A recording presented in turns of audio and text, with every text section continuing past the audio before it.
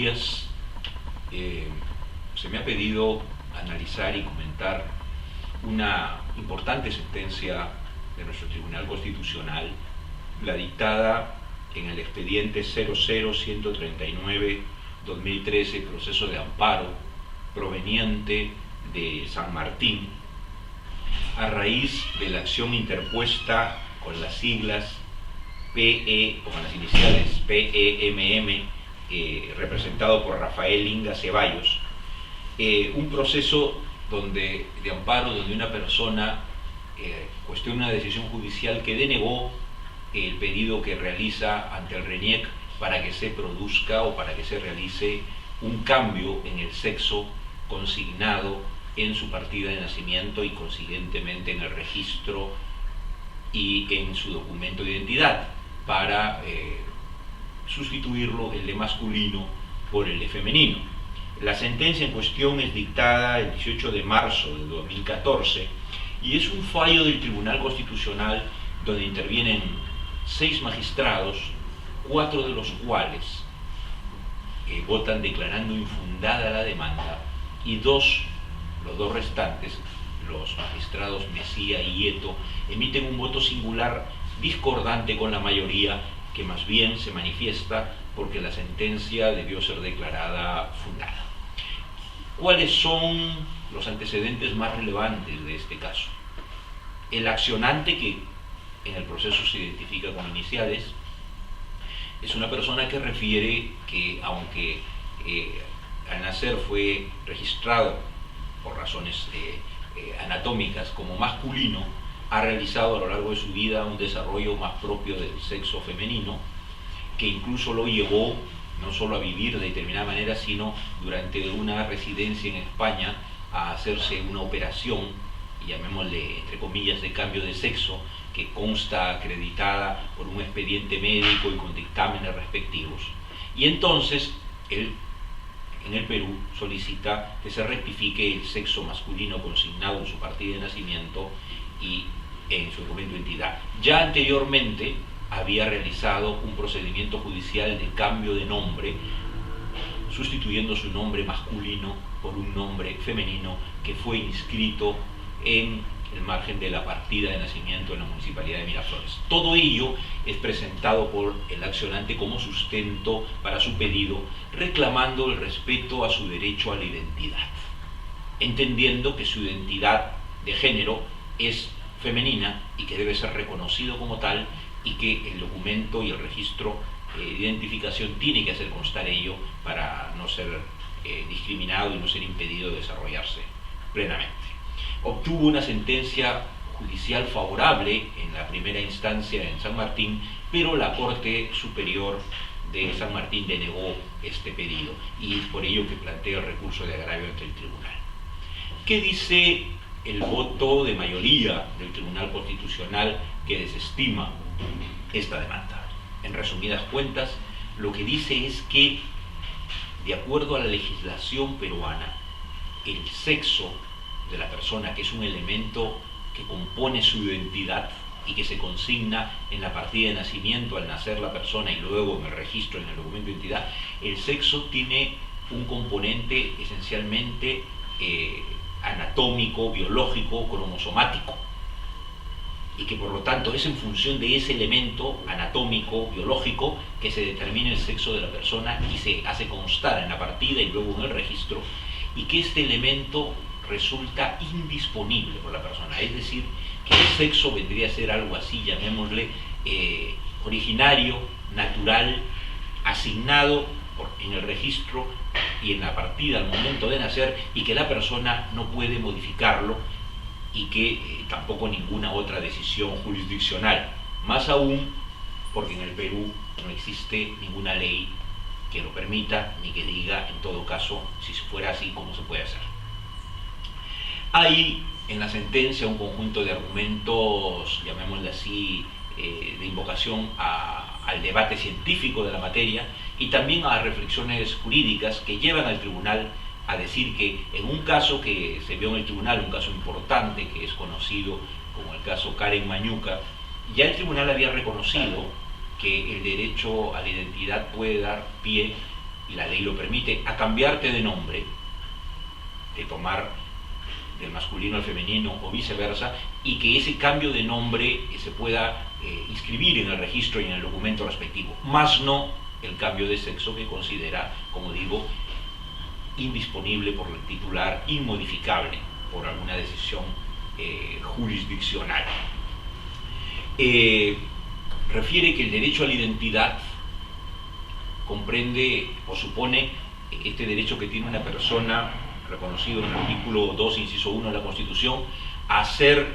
reconocido como es, y que este como es incluye elementos de identificación, como el nombre, los apellidos, las características físicas, y que también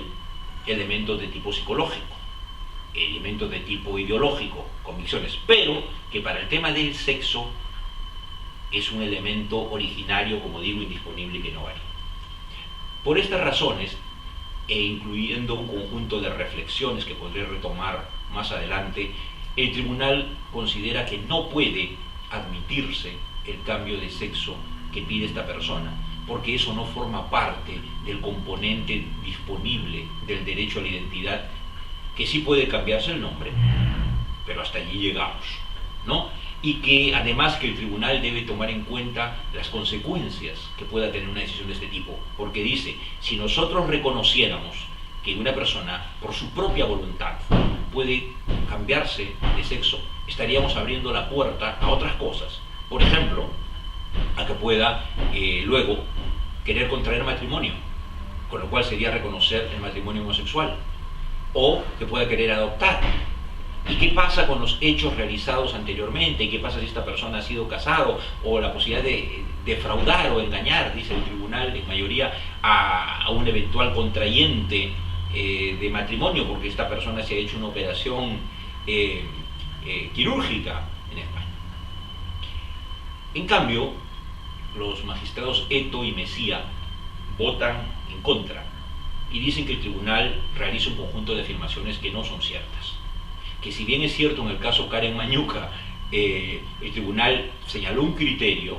no está diciendo que el sexo sea indisponible ni que sea lo anatómico, lo biológico, el único factor, y que desestime totalmente el elemento psicológico, que es parte muy importante de esto, y que por supuesto al momento de nacer se determina biológicamente algo, pero que esto puede variar por el desarrollo de la personalidad, etc. El voto en mayoría incluye un conjunto de elementos, mucha jurisprudencia del Tribunal Europeo de Derechos Humanos, decisiones de organismos internacionales que refuerzan la tesis de que la demanda debió ser declarada fundada, a pesar que no existe una ley en el Perú aún al respecto. Para finalizar, yo quisiera hacer unas reflexiones sobre esta sentencia, señalando de entrada que no comparto el voto de la mayoría que declaró infundada la demanda. Soy consciente que haberla declarado fundada habría sido un hecho de singular relevancia en nuestro sistema jurídico, habría generado gran polémica, y por eso creo que leyendo la sentencia uno se da cuenta en el voto de mayoría que un tribunal que muchas veces ha sido creativo y osado para reconocer nuevos derechos por vía jurisprudencial o para hacer interpretaciones creativas de la ley, en este tema, consciente tal vez de que hay muchos prejuicios, de que es un tema sensible, no se atrevió. No se atrevió. A pesar que, como se señala en el muy documentado y acucioso voto de los magistrados Eto y Mesía, hay innumerable referencia a legislación desde la década del 70, 80, en países como Estados Unidos, Alemania, Suecia, España, o también decisiones judiciales de Cortes Supremas en esos países, y en España, y en Argentina, y en México, y en Uruguay, ya en la década del 2000, que reconocen el cambio de sexo. Entonces este es un tema que ya se abordó y resolvió jurídicamente en varios países, de manera diferente, pero está. El tribunal no se atrevió, porque dice incluso expresamente, o la mayoría no se atrevió, porque dice, también hay que ser previsor de las consecuencias de esta decisión. Y entonces, si nosotros permitiéramos que una persona voluntariamente solicite el cambio de sexo y se le concede, esta persona luego podría querer contraer matrimonio con una persona, y eso sería estar reconociendo implícitamente el matrimonio homosexual, o eventualmente adoptar, o cosa de ese tipo. Yo creo que el tribunal se apega a un criterio formalista y dice, no hay ninguna ley que permita el cambio de sexo. Es verdad. ¿Sería deseable que hubiera una ley? Yo creo que sí. Probablemente, ante el temor del tribunal o que no se atreve, sería deseable que como en otros países se dé una ley. Ya hemos visto que el Congreso, muy animado, o este Congreso no va a estar porque ha rechazado absurdamente discutir siquiera el tema de la unión civil. Yo creo que nuestro sistema jurídico tiene que ser coherente,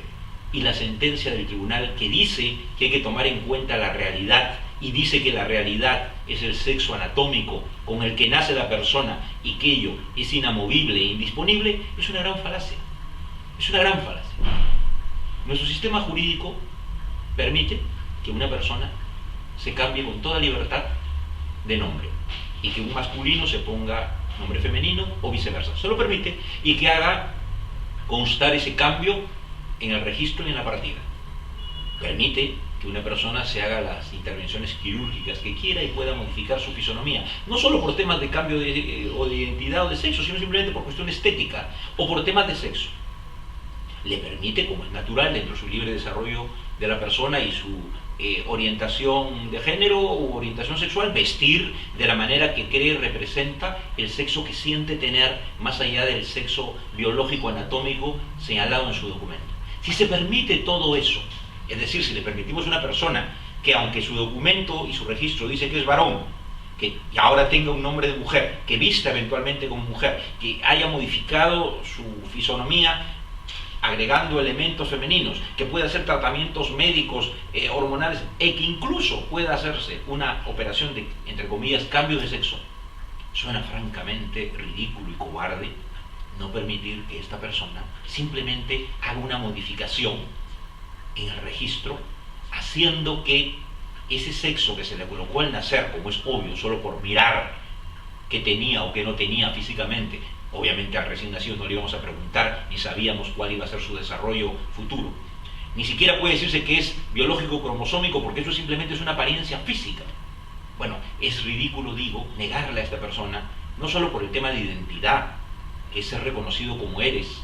y individualizarte a los demás, sino por el desarrollo, el libre desarrollo de la personalidad y el no ser discriminado. Es ridículo, reitero, no permitir simplemente un cambio en el registro